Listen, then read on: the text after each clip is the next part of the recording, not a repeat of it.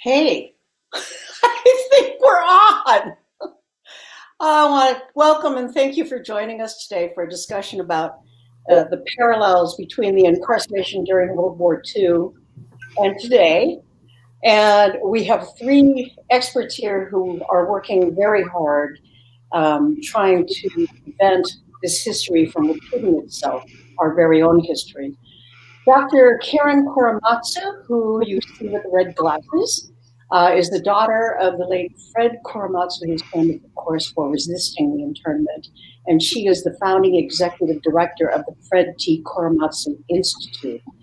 Lorraine Banai, who has the red scarf, is the director of the Fred T. Korematsu Center for Law and Equality at Seattle University School of Law. And she was also a member of the Coram Nobis legal team that successfully challenged Fred Korematsu's conviction during World War II. Jon Osaki, who you know because he's the only guy here, is the director and the producer of Alternative Facts. And if you haven't seen it, you really need to. This film about the lies of Executive Order 9066. He is also the executive director of the Japanese Community Youth Council in San Francisco. So welcome to all of our panelists, and we will be taking questions from all of you out there and wherever you are in your front rooms. If you do have a question, just go to YouTube and fire away, and we'll get to as many of them as we can. I want to jump right into this now, though. Each of our panelists has some opening thoughts, and Lori, let's start with you because you're right up there. Okay, thank you so much, Wendy. Thank you so much, everyone, for joining us here today. We were kind of asked to just say something really briefly about what we really wanted to make sure we talk about today. And I think that one of the most important things to me is that Japanese Americans have a really important voice today in the current national conversation about race and institutional racism. Our community knows about institutional racism and about the costs of ignorance and fear and prejudice because of its history of discrimination against Japanese Americans, culminating in its incarceration. In addition, I think what's really important is that we know what happens when the legal system fails, and we need to understand that and speak out about our own experience. During World War II, elected officials on every level of government called for the incarceration of Japanese Americans based on prejudice, not on facts. Not on concepts of justice. The country sacrificed civil liberties in the name of national security, and the court stood aside and let this all happen and gave the government a rubber stamp. So I think that we've seen this pattern recur over and over again in history when minority communities are targeted because of fear, and our legal system fails to protect them. So I really hope that we delve into that conversation today. We will do that, and let's skip down to Karen. Karen, what are your thoughts today as we head into this discussion? Well, I wanted to share with you about the Fred T. Korematsu Institute because our mission is educating to advance racial equity, social justice, and human rights for all. So all the work that we're doing is obviously so relevant today. My father gave me the charge before he passed away to carry on with education. And what I have said is that prejudice is ignorance, and our most powerful tool is education. So in 2009, I established the Fred T. Korematsu Institute after my father had passed away. And actually was thanks to Assembly member then Warren Fuatani, who wanted to establish Fred Korematsu Day of Civil Liberties and the Constitution for the state. And it's recognized on my father's birthday of January 30th. Governor Schwarzenegger signed the legislative bill in 2010, and we had our first launch and celebration on January 30th, 2011. And the point, as I mentioned in the entire name, is about our civil liberties and the Constitution. And today, it's at risk. Our democracy is at risk, and that's why we're having these conversations to motivate everyone to vote, to fill out the census, and talk about the dangers of the anti-Asian rhetoric, the harassment, the violence, anti-Black, LGBTQ, Muslim. I mean, it just goes on and on because unfortunately the history in this country is we marginalize those other ethnicities. And now we need to stop that. We need to work together to connect the dots and to be sure that we are fighting for our democracy together, because that's how we make a difference and to work across communities. So what we're talking about today, especially from Jon's film, and the results of my father's Supreme Court case in 1944 was, to the prejudice, to uphold the prejudice and the fear that Lori was speaking about, but also because in 1983, when his conviction was overturned, the results of that was governmental misconduct. And that's what we're talking about today. You know what, Karen? We'll get into some of those things as we get into this discussion. Let's hear from Jon for a second, and then we'll come back to that. But Jon, why don't you let us know what's on your mind today as we begin this discussion? Sure. Thanks, Wendy. And just wanted to say I'm very pleased to be here, pleased to have everybody joining us here today. And the thing that on my mind is that, before the pandemic, myself, actually Karen, Lori, Don Tamaki, several others were running around the country having these conversations about the parallels between the World War II incarceration of Japanese Americans and the parallels to today. And I think it's important to say from the very beginning that nobody is suggesting that what happened to Japanese Americans is identical to the oppression of groups today. But I do think what we are saying is that the root causes that led to the incarceration of our entire community, those causes are similar to what is taking place today. And I think that's going to be what we focus our conversation on. And I just wanted to say that, I'm not a trained or experienced filmmaker, but I felt compelled to make my film Alternative Facts because I realized during the last presidential election that we had reached the point in this country where our unjust incarceration as a community was being weaponized. It was being used to justify the oppression of other groups. And that was just not acceptable to me. I decided that I had to do something about it. And this film was me doing something about it. And I want to encourage everybody who is part of this program today to also think about what they can do about it to ensure that our experience is not manipulated to justify the oppression of other groups, and that we really think about, as Lori said, our role as a community that has experienced one of the greatest civil liberties violations in the history of this country. So, Jon, let me pick up on something that you just mentioned and open up right now this next question for all of our panelists, which is, Karen, you mentioned connecting the dots. Let's get right to that question. Jon, you mentioned in connecting the dots that you did not want to see our experience as Japanese Americans who are children of the internment. You didn't want to see it weaponized. Can you be more specific about that?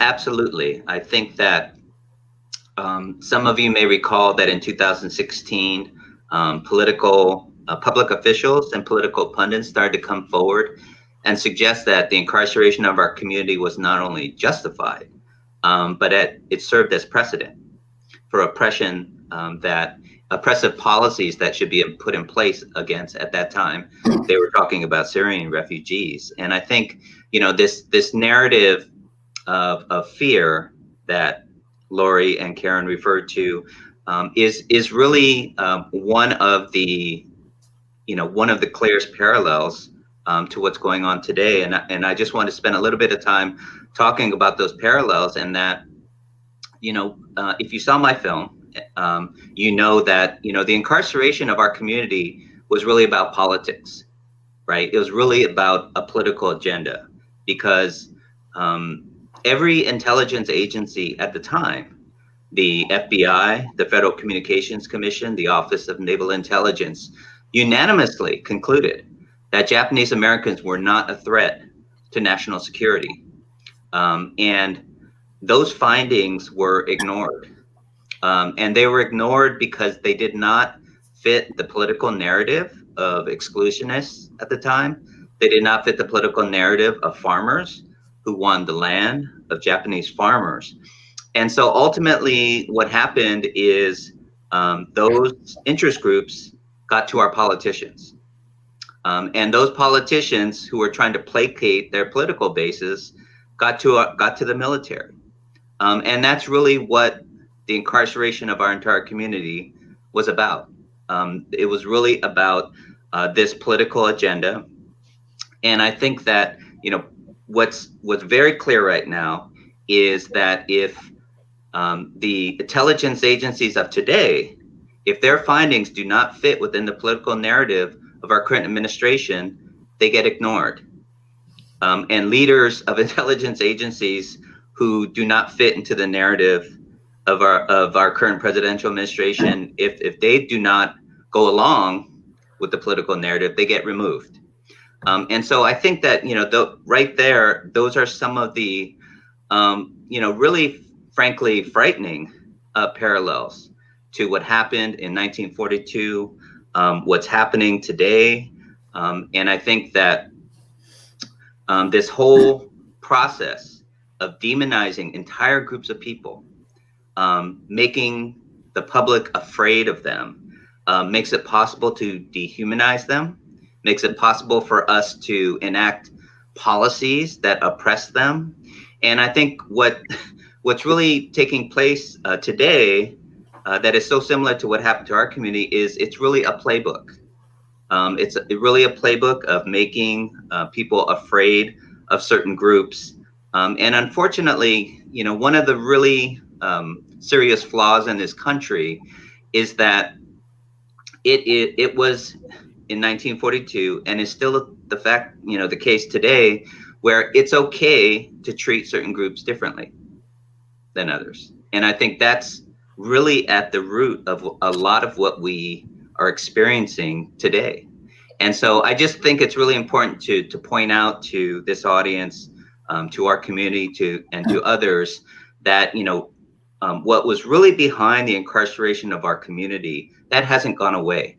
Things like racism, politics, those types of issues are still very much at play today. And unfortunately, many are running the exact same playbook that took place in 1942. Karen, you want to jump on that and talk about, you have also been traveling the country and speaking to this issue and these parallels that you've seen. Tell us what you are seeing that is happening today that is very parallel to what happened in 1941, 1942. Well, not only today, but it's been even when my father was still living. The day after, a few days after 9/11, 2001, the government cited my father's Supreme Court case as a possible reason to round up Arab and Muslim Americans and put them in American concentration camps. So he's the first one that one of the first ones to speak up and said, no, he reminded the government of his case and the incarceration.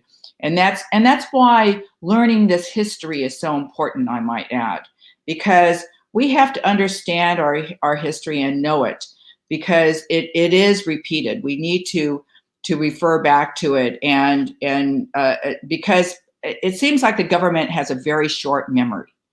And they always continue to make these mistakes.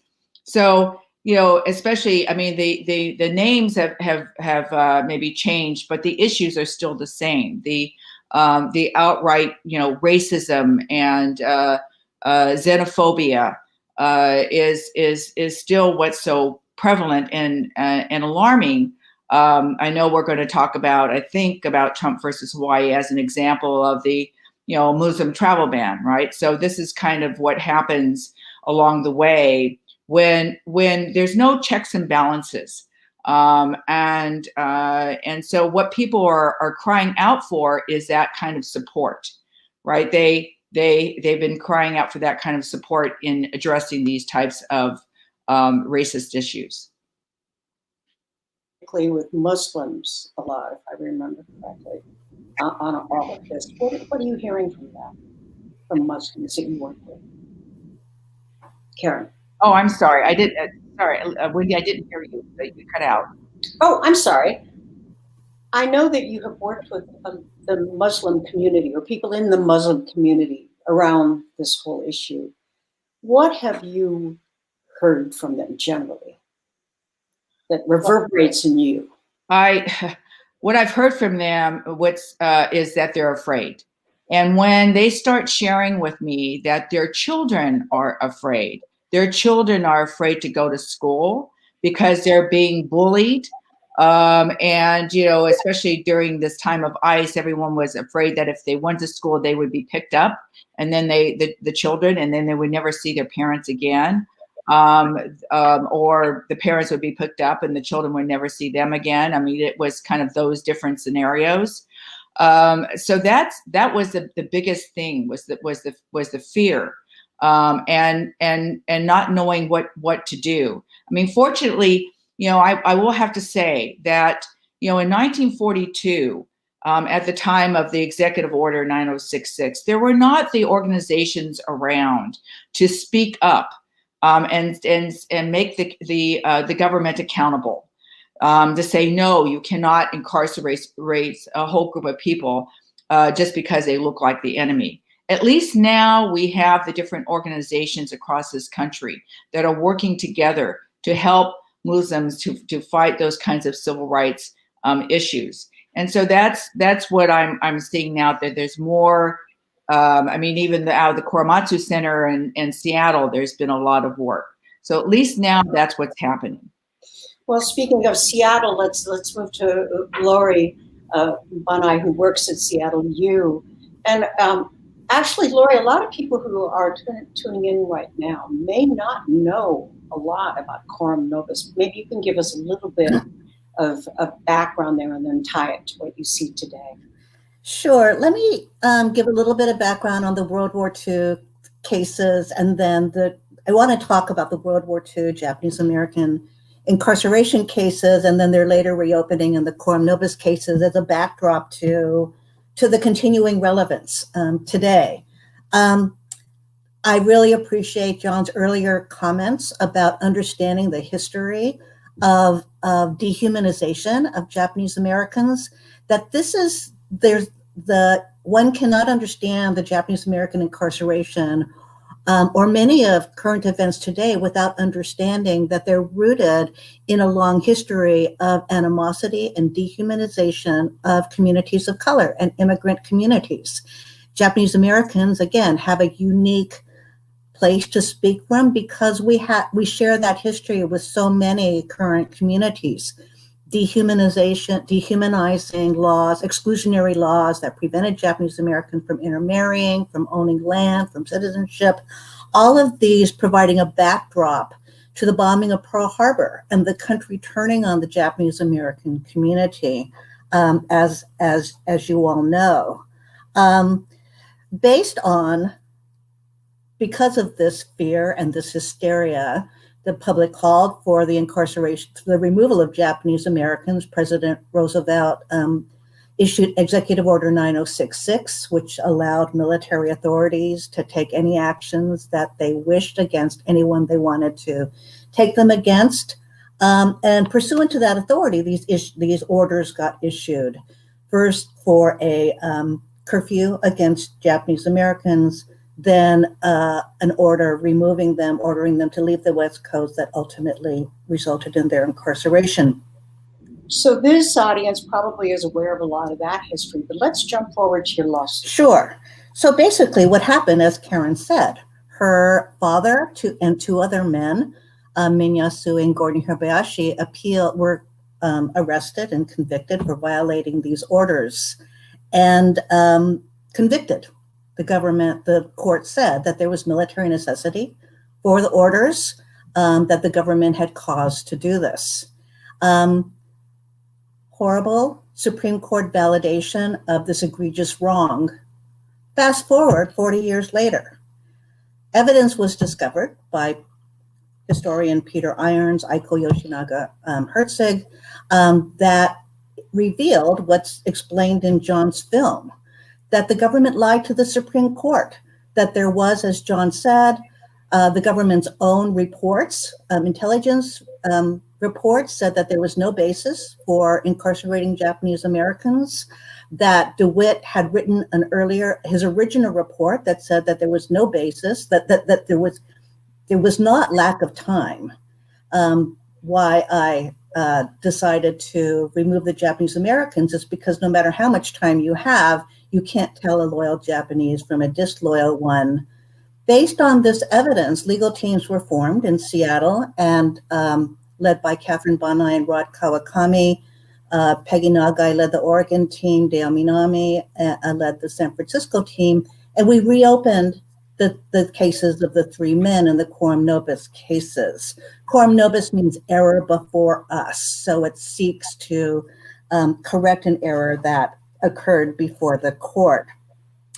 So really, why does all this matter? What really matters is the danger that courts now will defer, and they do defer and say, look, if the government says this is for national security, we have no role. We're not going to seek and figure out if the government's telling the truth and what the true reasons are.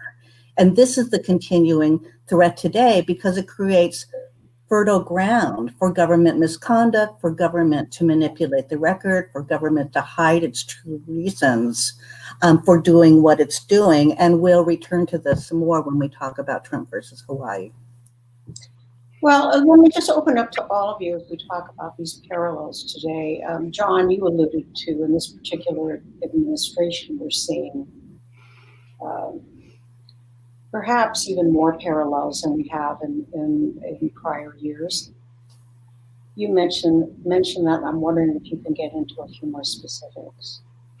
Well, I think the most obvious ones is when the travel ban was proposed during, shortly after the presidential election, there was no evidence to substantiate it. Zero. Just as there was no evidence to substantiate the incarceration of Japanese Americans, and really the travel ban was really just the fulfillment of a campaign promise. It was just pure politics. It had nothing to do with what was actually going to keep our country safe. And I think that is one of the most glaring examples. I think that unfortunately today, we continue to have children separated from their families, locked in cages because of a political narrative around immigrants, and that they are murderers and rapists, and just there's this whole narrative around how they're bad for the country. And I'm not suggesting that our immigration system is perfect and doesn't need reform. I absolutely agree with that. But locking up families, separating children as a deterrent from people entering this country. I mean, I think we have to ask ourselves what our values are as a country. and what we stand for. Just as when in 1942, when our entire community was locked up, I am sure that there were a lot of good people who knew it was wrong. But unfortunately, at that time, they stayed silent. And I think part of the discussion today is about our role as a community, having experienced these things, and whether or not we're going to be complicit with things taking place today. Whether, given the oppression that our community has experienced, what are we prepared to do to ensure that this does not continue to happen? Because when we talk about not wanting it to be repeated, the truth is it is being repeated right before our very eyes at this very moment. Okay, specifics. And I open that to all of you. You say you see it being repeated now.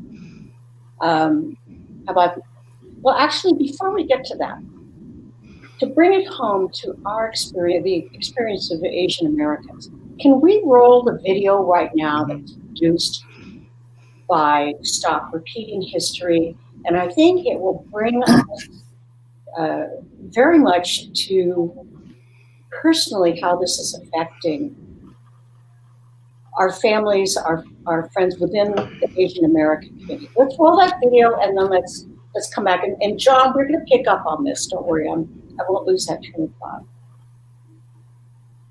This pandemic came out of China. It did come from China. We're seeing a disturbing rise in hate-filled attacks. Never came from China. There has been an uptick in hate crimes against the Asian community. Wearing a face mask was attacked in the New York subway station by a man claiming she was sick. Why do you keep calling this the Chinese virus? There are reports of dozens of incidents of bias against Chinese Americans in this country. Why do you keep using this? Because it comes from China. Racist. The racism has also surfaced in classrooms. This was the first time that I've ever felt I was being treated differently for being Asian. The Chinese exclusion. Come from China. If you're from China, I need to know. Move. Internment camps ordered by President Probation for killing a Chinese man. People go out of their way to Why are they being racist to us? that look different.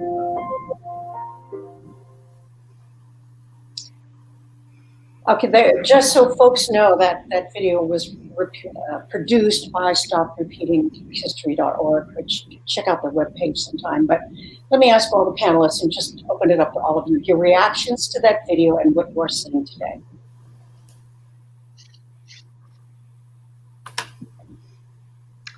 Well, so I'll pick it up since you asked me about specifics. I think that it's a critical reminder that although our community has not been the one scapegoated and targeted for a long, long time, it can happen at any moment.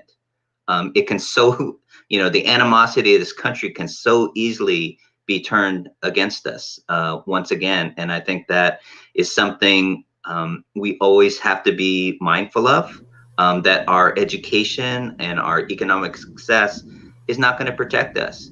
And that, really the incarceration of Japanese Americans is really a story about being the unwanted immigrant in this country. It's a story about being the unwanted minority. And I think we are seeing that those exact issues being played out against Muslims, against African Americans right now, against migrants. It really is the exact same type of animosity, targeting, and scapegoating that our community experienced. In a particular case, with regards to this video, it's happening to Asians. Mm-hmm. So I'm curious how Lori and Dr. Korematsu, if we can pull you in and just see your reaction to that video and what you're seeing in the work you do. I think, echoing what John just said, I think first of all, on a personal level, certainly a very visceral reaction that they're talking about me. They're talking about me, go back to my country. Me, I don't belong here. And we go about our day to day, I think, and maybe don't even think a whole lot about how people look at us. And something like this happens and you realize that that's the first thing people see, is that you're Asian and you don't belong here. But I think reflecting also on what John said, it's really about changing the culture. I can talk about law. I'll talk some more about law.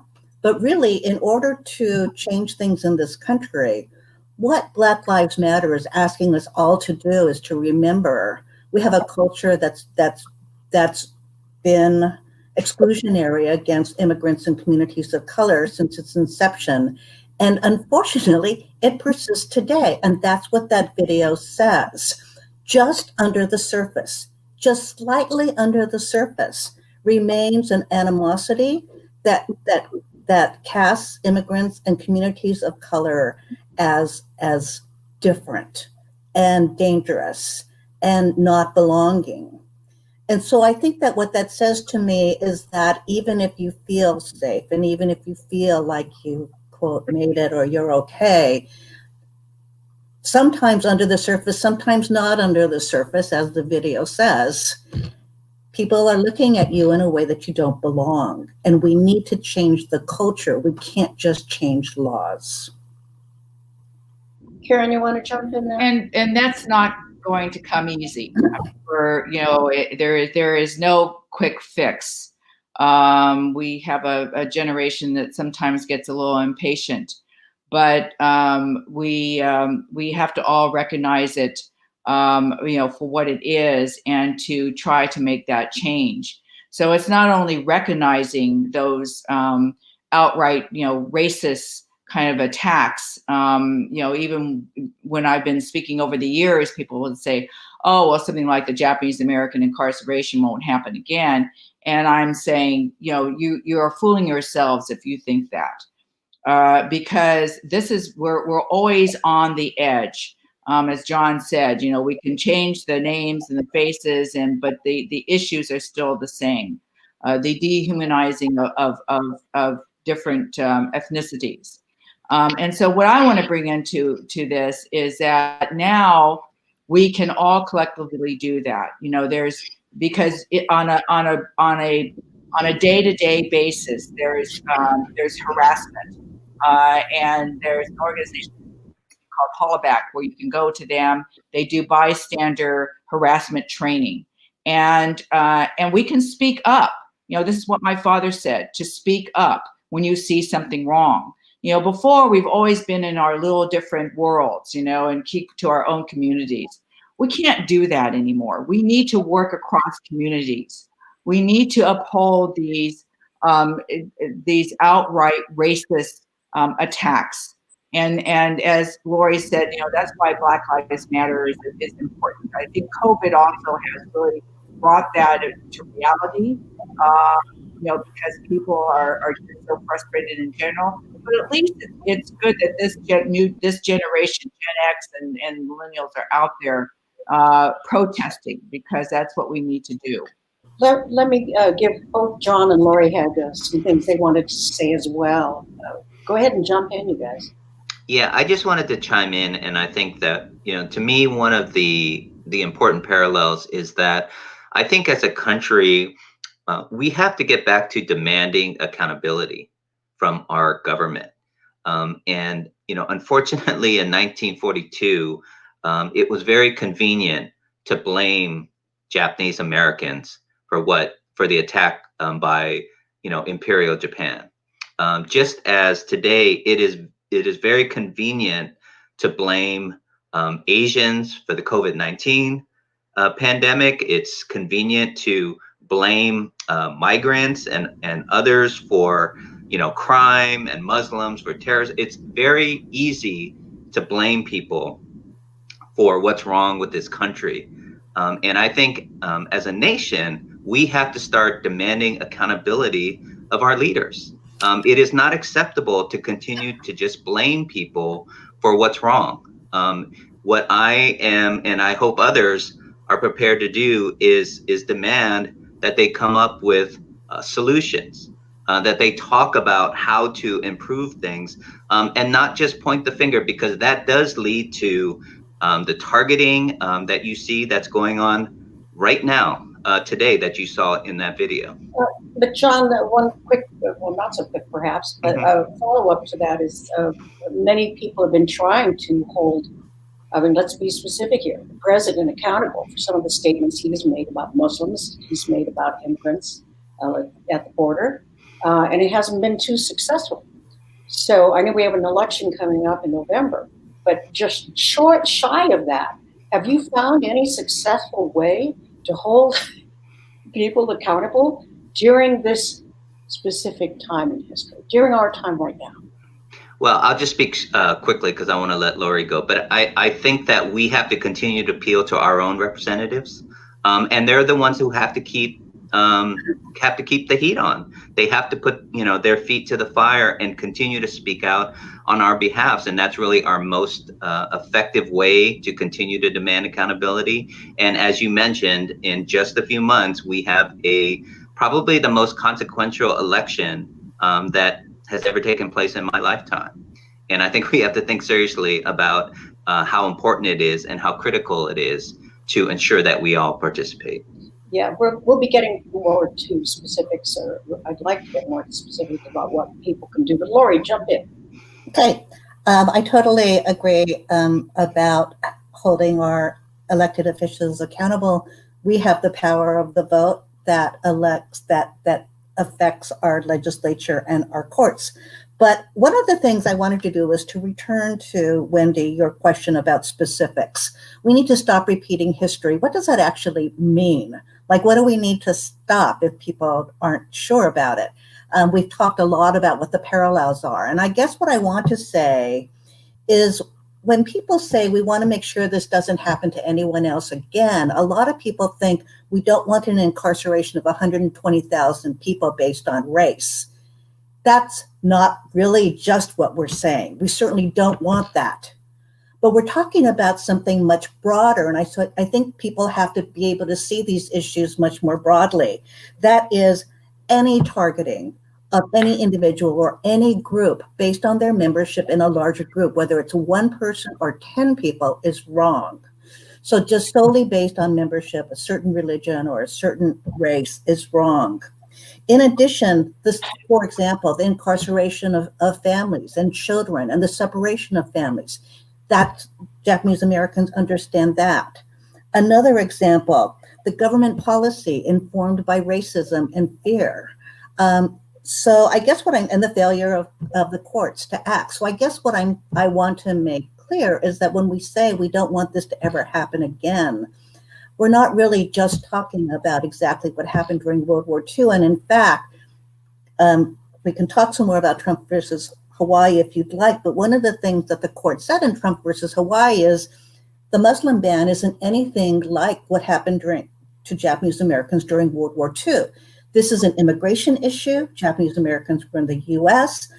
It's different because it's not like a racist order during World War II. This is about immigration and whether they're threatening terrorist attacks. But that's the same. Both orders were informed by racist, group-based membership, accusing people of being terrorists just because of their religion. So I guess I just wanted to make that clear, that we need to have our antenna up for the repeating of many different patterns that led to the wartime incarceration. So I want to make sure that I'd like to add just one thing that Jon said, talked about accountability. Also, it's very basic, but respect. We need to teach respect, because obviously it's not just something you're born with. And in fact, the rest of the world has lost a lot of respect for us. And this starts even in the elementary school level. So having respect for each other, to agree to disagree, but to try to work forward together. But it's also the disrespectful comments that are coming out of elected officials that is also needs to be challenged.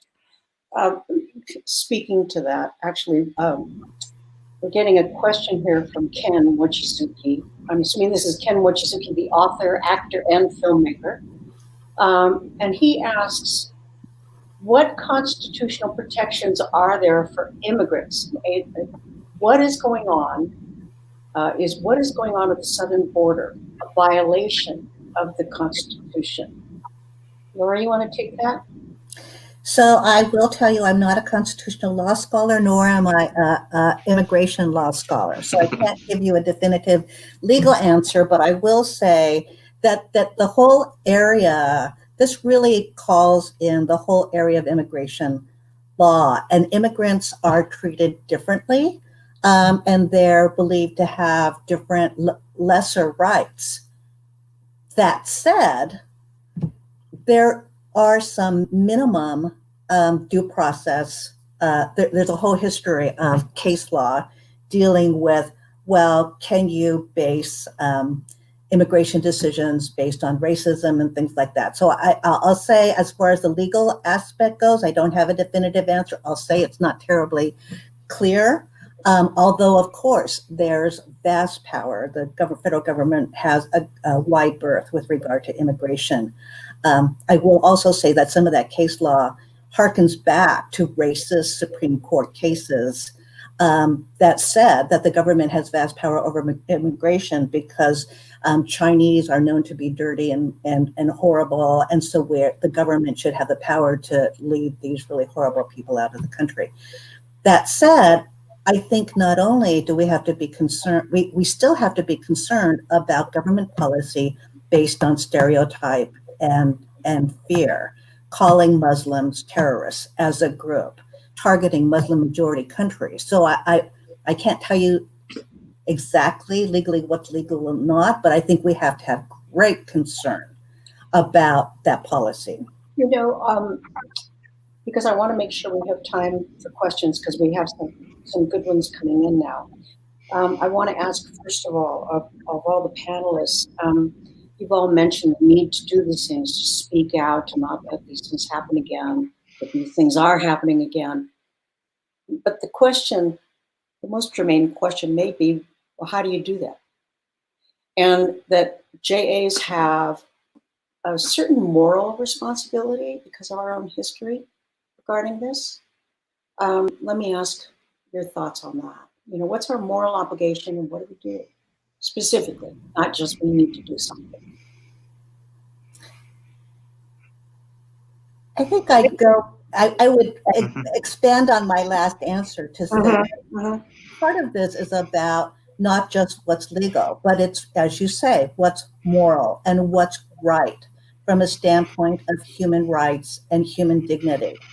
And separating children from their parents is not right from a standpoint of human dignity and morality. So I don't think again, as a lawyer, you'd think I'd just talk about what's legal or not. But I think in the end, what's legal or not isn't really necessarily the thing that's the key. It's really what's moral and right. And that's why all of us are the ones, as has been said before, who are responsible for making this country work. We can't leave it up to the politicians and the lawmakers. We've seen that before. And so I think morality has everything to do with it. Jon, I know go ahead, Kim. You know, you pointed out specifically, Wendy, you know, Japanese Americans in our community. And what we need to do is, you know, I guess culturally it's a little difficult for us sometimes, especially maybe the older generation, but, you know, to get outside of ourselves, to get outside of the community. Now, when I crisscross this country, I'm always promoting and encouraging to work across communities. I mean, the Japanese Americans certainly were the first ones to speak up after 9/11. But now more so, even, you know, the Chinese American community and the Black community, we all need to be purposeful and to find ways to work together with different groups. Now, it's been great, like I said, to see kind of the diversity of protests, to see people out there, you know, at least trying to make people aware of all this hate and prejudice. And, you know, what's different was people don't realize that actually the civil rights movement of the 60s was the encouragement that gave Japanese Americans to fight redress and reparations. And so we need to continue that, but in a larger way. And, you know, of course, we're going to, I guess, get to the point of voting and being civically engaged. But it sounds simple, but you have to make that effort. You can't wait for anyone else to do it. You know, each one of us has to commit to say, we are going to be part of the solution and not the problem. Jon? Well, you know, we've talked around this, you know, throughout this session, and I think it's just important to say that, you know, the incarceration of our community was based on lies. It was based on politics, and it, you know, ultimately when it got to the courts, it was based upon a cover-up and a failure of democracy. And I think it's important to put it in those terms, because as a community, we have experienced one of the greatest civil liberties violations in the history of this country. And I think it's important that we think about, what does that mean? What does that mean as far as our role in standing up and speaking out for other groups today? And it's kind of this odd thing, right? Because our community, and culturally, most of us were taught to not make waves, right? The nail that sticks out gets hit. That's like it's ingrained in all of us. It's even ingrained, you know, even I feel it at times. And I think it's important that we are conscious of that, and we take intentional steps, like Karen said, to overcome that. And to think about how important in particular, our voice is in this moment in history. I mean, we do have the moral authority to speak as a community that has been experienced mass incarceration. And I think we have to use that position to think about, how do we stand up and speak up for groups today? And I'm very encouraged by the activism that I see across this country right now, of people speaking out and standing in solidarity with each other, and seeing this movement to stand up for equity and justice. And I think we have to be a part of that. We have to embrace that and figure out our place in, you know, now that, you know, we are all comfortable in our homes and we aren't the target as much as before of the animosity of this country. We have to think about, how do we use our resources and our voices to stand up for others today? Because, you know, again, we've talked about this before, but I think it's such an important lesson that in 1942, you know, 99% of this country were either perpetrators and in support of the incarceration of our community, or they were bystanders. And I think that each of us today, moving forward, have to ask ourselves, which are we prepared to be? Are we going to be bystanders in what's taking place today? Or are we going to take, you know, our position in society right now and try to do something about it? Laura, you wanted to jump in? So I was going to jump in with what Jon just said. I mean, that it's really a matter whether silence is complicity, and I think it is. It needs to be remembered that during World War II, very, very few people spoke up against the incarceration. None of the major civil rights organizations spoke up. A few brave souls did, but the country let it happen. And so I think silence is complicity, and as hard as it may be to find the space to be able to speak up, we know what happens if people don't speak up. Yes, we very much do. I want to open it up to questions from people who are listening in. So if you go to YouTube, you can ask a question. And I have one here from Thomas Kurihara. What is your collective view that social media, or of social media, I should say, that allows individuals to express ingrained insecurity and has evolved to the environment of blame? So how is social media feeding all this, and what are your feelings about that?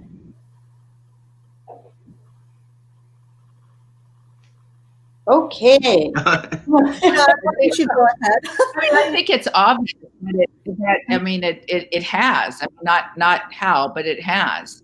And trying to you know, this is kind of a phenomena that's been happening, not only across this country but around the world. So we all need to. I mean, I think go after people like Facebook and to make them accountable, to make these other organizations or these other companies to have some type of moral code, and to take a position where it's just not free reign. This is the whole idea behind respect. Where is the respect in social media? I mean, the bullying goes on. It was I got bullied when I was growing up in the playground and on the bus, but now it's in social media. And we all need to pay attention to that, but also to go after those companies that allow that to happen. Going after the companies is one thing, because you can't. I mean, how do you force people to respect? That's a long process, right? That's a long process of education, which your institute is working on, right? That's what we do. So with regards to the immediate problem, I mean, education is long term, but immediate. What you're saying is one thing you could do is to go after those companies. Jon, Karen, or Lori, any thoughts? Well, I just think that and I think that all of us have to inform and educate ourselves. We cannot rely on the positions that people, take on social media as the truth. That we have to seek it out for ourselves. We have to educate ourselves. We have to find reliable and sources of information, and that is the world we live in. But I think we all each have to take personal responsibility for making sure that we seek out the truth. And I think that's part of one of the flaws in our country right now, is we're too willing to accept what somebody says versus seeking out the information ourselves. Here's another question from Karen Sakata. How can we become more politically involved? I'll come in with the social media question, which is really like we get on social media. We use social media to be able to connect people we know with information about forums like this, with articles, with information. I think that's one way to certainly use it. I think being involved in communicating with your elected officials, certainly about what your concerns are, being involved in electing public officials, supporting campaigns of people who you want their voice representing you, and even not necessarily people in your own district, but people nationally who will make a difference and you think will be highly effective. Talk to your friends, write letters to the editor about your views. So I think that there's a whole lot of ways to become politically involved. There's Asian American organizations that are politically involved. Certainly seek them out, support them, find out ways that we can join together to augment our voices. So I think that there are a number of different ways. And I think perhaps if you want to email one of us, maybe we could have some more specific suggestions. Karen, I see your lips moving. Yes, she's muted. Oh, there you go. We didn't hear the beginning of that. You're good. Go ahead, Karen. Oh, you need to take the initiative yourself. I mean, no one's going to do it for you. No one's going to be knocking on your door. There's people like the League of Women Voters. You can contact them. How you can help and how you can be involved. Especially for in polling places. But like Lori said, you can contact your own local office of elected officials. It doesn't have to be necessarily somebody in Congress, but you can do that as well. And find out ways that you can help. And also if you have complaints or you want to register an issue, people don't realize, and this is part about being civically engaged, or what we're trying to do is civically to educate about civics, is when you call an office of your local representative or state representative or member of Congress, they have to note that. Emails have to be noted so that their constituency can see what the position of their constituents are. So, don't think that that it's not going to count, because it does count. And, as I think it was, I can't remember, Lori or John said, get people, get your friends involved. Get your community involved, get the organization that you're with involved, work, like I said, across communities, work with another organization or there, and as Lori pointed out, and I'll just reinforce that, there are these organizations now that are, Asian American political organizations that you can be part of and call them up. Everyone's on the web these days, you're sitting at home. So, do the research. And also learn about the issues. You have to also take the initiative to educate yourself about the issues in which you want to support. Just adding on to that, Karen, and then John, I'm going to jump to you. And you're talking about working with Asian organizations, and many of them are right in your backyard. So you can make a bigger impact, I think, starting locally, and then let it work out from there as you join others in your own neighborhoods and in your own communities. John, what are you thinking? Yeah, I just wanted to give a shout out to groups like Tudor for Solidarity, Japanese American Citizens League. There's a lot of activism taking place across this country that you can get involved with right now. And I also just wanted to put in a plug that, myself, Karen, Lori, Don Tamaki, Dale Manami, before the pandemic, we were running around all over the country having this conversation, talking to communities about the need to be informed, to understand the parallels between the incarceration of Japanese Americans and what's taking place today, and the need for activism, the need for civic engagement. And so, and we haven't been just doing it on the coast. We've been going to red states and the interior of this country. And, I've seen parts of the country that I never thought I'd see, but I've seen them in the last few months. And it's been really important. And so I just wanted to encourage folks that if some of you feel like this conversation would be helpful to have in your communities, we're still, I'm not going to speak for these guys, but, sharing one of the films like mine or others that are part of our, that we've been sharing with groups to promote conversation. Because I think that's such an important part of, getting folks involved and engaged, is that we have to have dialogue and a conversation. And especially during a pandemic, it's so important, right, that we have forums to flesh out these issues and better understand how these things are being repeated and what we need to do to make sure that we stop them. We mentioned again that all three of the panelists you're listening to are very active with trying to stop repeating history, and that is the name of the organization they are working with, and the Fred Korematsu Institute. But I want to get into another question here, this one from Stan Shikuma. During the redress movement, we were able to mobilize the entire JA community. How do we mobilize that broadly again? Any one of you?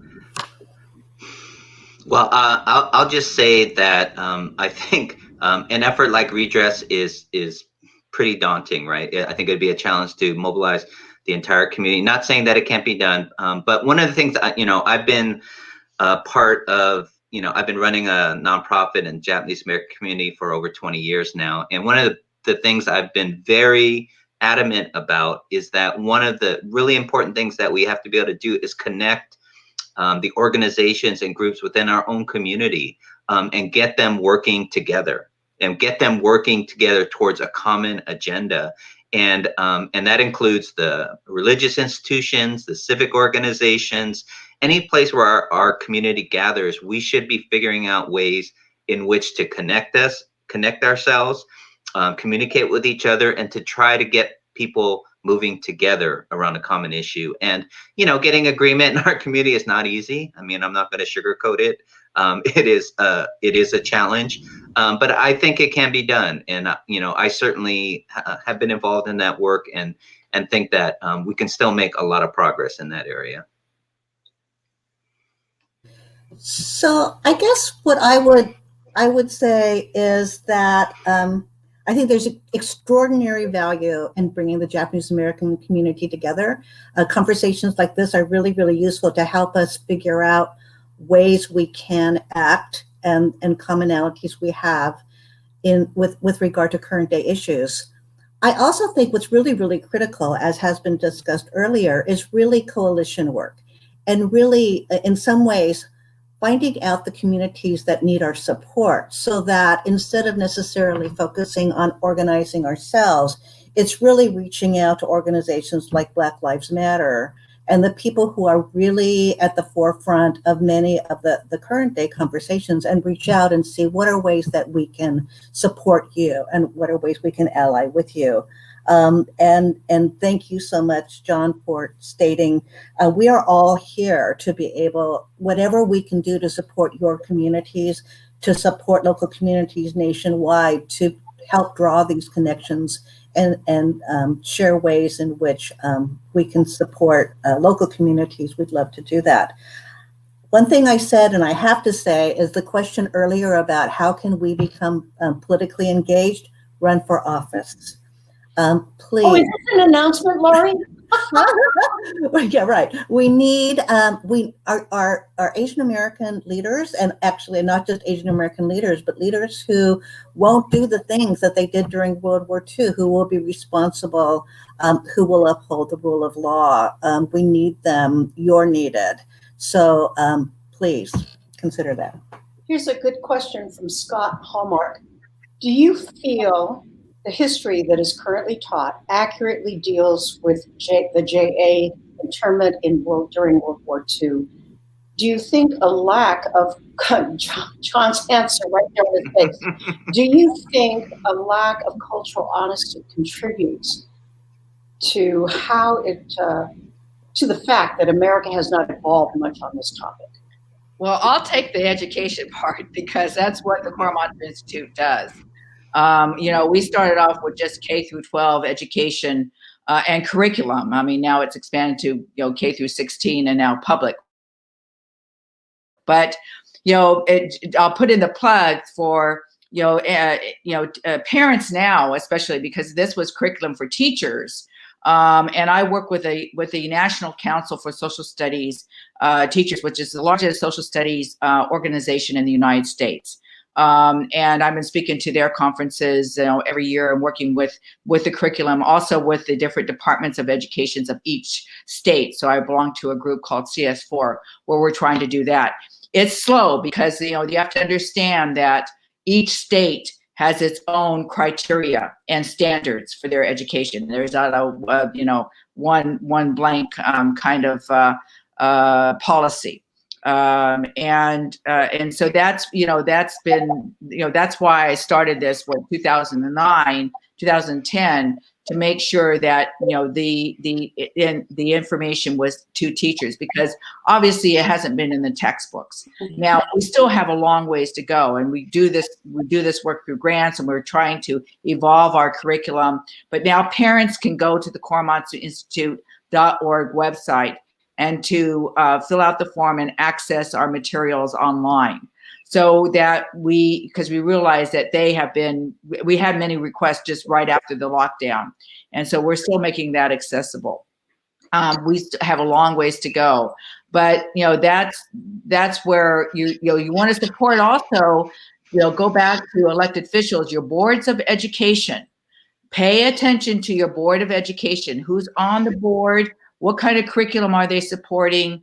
And also, like now I'm working with Superintendent Tony Thurman for the state of California. These are the kinds of people that we need to support as elected officials, and so that we can make sure that our agenda is put forward. And a perfect time to do this right now is Black Lives Matter has brought up this whole question of how we teach American history and how we all fit into that larger fabric. You know, maybe someday we won't have to have Asian American History Month and Black History Month. Maybe our histories will actually be told in the entire, you know, in the history of all of America. And that's why, Wendy, that ethnic studies is so important to support, because in ethnic studies we get a larger cross section, and that's what we've been trying to have supported in schools now. Oh yeah, no, I totally get that. What I'm saying is that maybe someday it won't be ethnic American studies; it'll be American studies, and all of us. You know, I don't think we're going to be living there. We are America. We are America, and this story is American, a distinctly American story. Jon, you had a thought. Yeah, I mean, I just want to say that I think it's important that we all recognize the fact. So I mean, I've been traveling to schools and communities and film festivals all over the country, and there are massive swaths of our population who don't even know the incarceration happened, to respond to that question. And that's how far we have fallen as a country in understanding our history. We are not a country that likes to admit our mistakes, especially today, let alone a massive scandal, which is what the incarceration of Japanese Americans really was. And so, you know, not to plug my film again, but, you know, most of what's in my film, almost nobody, even in our own community, most people do not know all the facts behind the incarceration of Japanese Americans. So we still have a tremendous amount of work to do in this area. I just want to encourage everybody to find ways to, you know, encourage this education, to connect it to what's going on today, to find ways to keep this history alive. And as Karen said, I think really systemic advocacy in our educational institutions is so critical. You know, there's one school district in Southern California, the ABC school district, who had a day of remembrance for the entire school district. So every student during that period learned about the incarceration of Japanese Americans. And that's, frankly, it's not done in the vast majority of our country. And so it's something we have to be vigilant about. And we all have to be educators moving into the future. I think we do. One quick personal thing, and then I think it's our time to wrap up. But we're talking about how to make those changes happen and how to do it on social media. And a lot of it, not just social media, but just conversation with people we know. How many conversations have you had?